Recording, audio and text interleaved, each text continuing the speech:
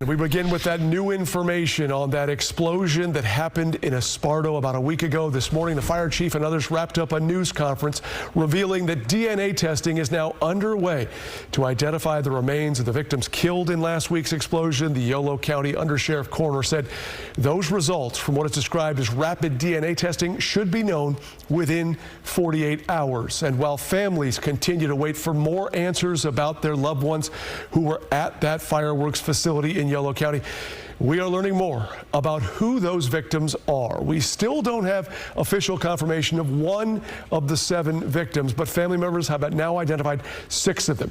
We learned the 6th victim is Angel Voller. The other victims listed on your screen: Carlos Javier Rodriguez, 3 brothers, Johnny, Jesus, Ramos, and Joel Melendez. And a family friend tells us Neil Lee is also on that list. He's believed to be the general manager for the fireworks company. We also learn more about what is going on within that sealed perimeter around the explosion site. So let's get right to KCRA 3's Michelle Bandor, who was at this morning's news briefing in Esparto. And Michelle, what happened when you tried asking questions again today during this briefing? Yeah, that's right, Mike. During the briefing today, we tried to get answers and tried to ask questions of the Esparto Fire Protection District Chief as well as the Yolo County Undersheriff Coroner, and they really referred a lot of those questions to the State Fire Marshal. They didn't answer those questions. The State Fire Marshal is the one conducting the investigation. But we did learn that that rapid DNA processing is taking place today and that the families should have some type of positive identification within the next 48 hours. And those families, they have been camped out here at the county roadblock here on 86A basically for almost the past week, waiting for answers. They have been waiting. They're camping out here trying to bring attention to who their loved ones were. They've also set up a memorial to their loved ones here, as this is as close as they can get, about a mile away, as to where their loved ones died 6 days ago. So that fire chief says they are still searching the rubble for other possible remains. They haven't heard of others who are missing but are still in the recovering process, as well as looking for explosives that may not have been detonated already. They spent the weekend destroying other explosives that they did find on the property. The chief says now they are slowly transitioning into a law enforcement-based incident. The investigation headed up by that State Fire Marshal's office.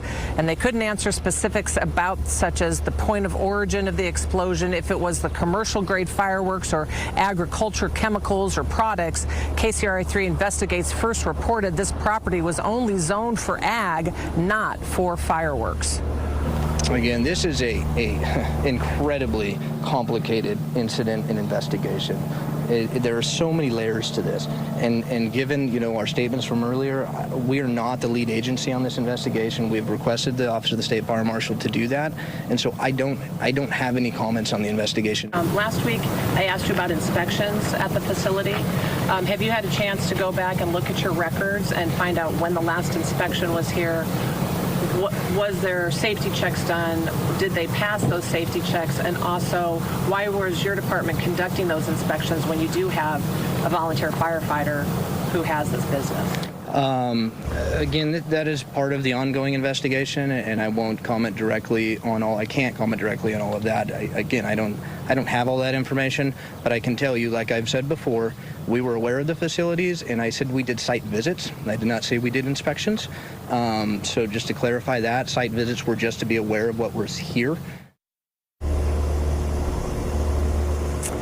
And again, back out live, those are the questions families also want to know about: the permits, about licenses. They've got signs here with their loved ones' names wanting those answers, and they just continue to wait for the investigation answers as to why this explosion happened in the first place. Mike, back to you. And Michelle, I noticed they were mentioning that volunteer firefighter you were asking about. Also, that firefighter, as well as the Yolo County Sheriff's deputy who's linked to that property, whose home was destroyed. Did they talk any more about those 2 and their role here?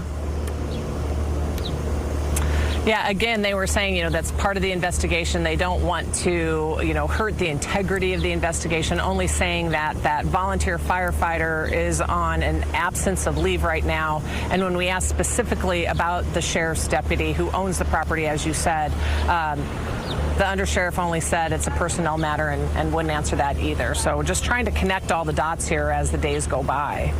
And Michelle, appreciate your persistence and diligence in continuing to ask those questions and trying to get answers, especially for the family that continue to want to know more. Thanks again, Michelle.